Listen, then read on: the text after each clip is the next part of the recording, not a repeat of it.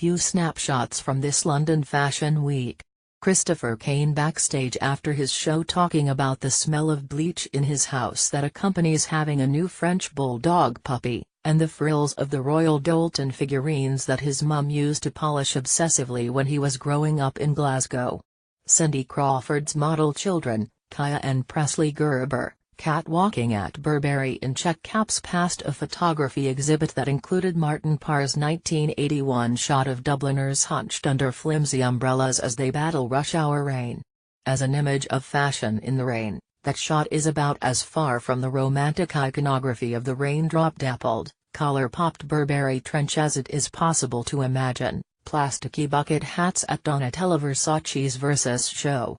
The deadpan tones of Neil Tennant singing Pet Shop Boys' West End Girls, a song that emerged as the unexpected theme tune for the season when it opened both the Burberry and Topshop shows.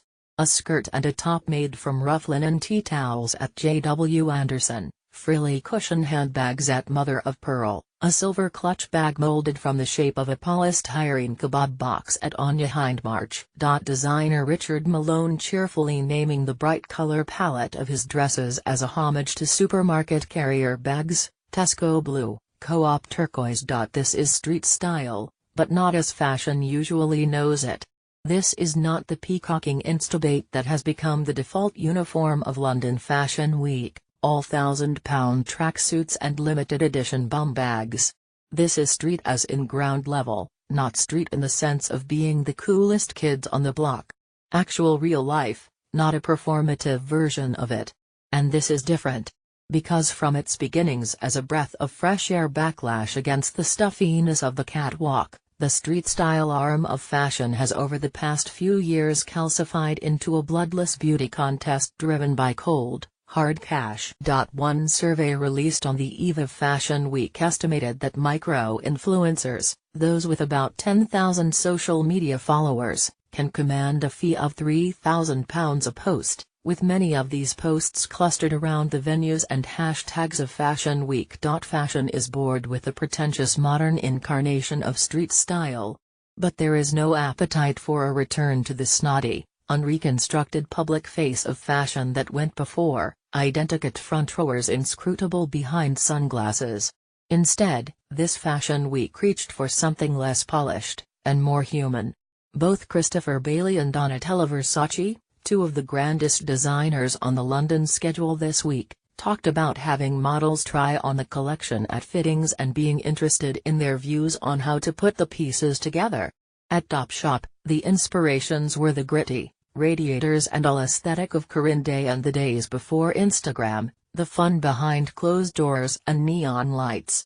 Anya Hindmarch built a 3D model of a house for models in housecoats and fluffy slippers, also seen in Muppet Brights at Hannah Wyland's Shrimps, to parade proudly around. After the show, she talked about the joy and the repetitive beauty of suburbia, the idea that inside these cookie-cutter houses are the most beautiful individual dreams. Christopher Kane called his muse for the season a new kind of domestic goddess. Kane has always loved the kitsch kick of the banal, lace dresses mimicked piped royal icing, this time around, but also celebrates, in every collection, romance and sex appeal as part of real-life experience rather than as fairy tale. Pheromones pack just as much punch in the kebab shop and the minicab office as they do in any VIP room. Everyone knows that, this season, fashion is just telling it like it is. Even the icons of this season are faces recognizable from the TV in your aunt's house, rather than in the no obscure references you have to positively pretend to be obsessed with. Princess Diana is still major, see Ryan Lowe's pussy bow blouses, as is the Queen, the young version, as played by Claire Foy in The Crown Season 1, who was a muse to an Dem show that got everyone even more excited about his forthcoming H&M collaboration. At Christopher Kane, the Queen's long gloves came in slick patent, half Her Majesty, half Marigold. The question now is what this real talk means for our real-life wardrobes. Most hearteningly, it heralds a return to practicality. I can't remember a fashion week when so many outfits, even party dresses, were styled for the catwalk with a sensible waterproof top layer. Transparent raincoats and practical outerwear, including baseball caps and bucket hats, were on almost every catwalk from Topshop and Burberry to Marica Transu and Emporio Armani. Cardigans, totem of the popping to the shop's iconography of British dress, will continue to be a fashion statement next season.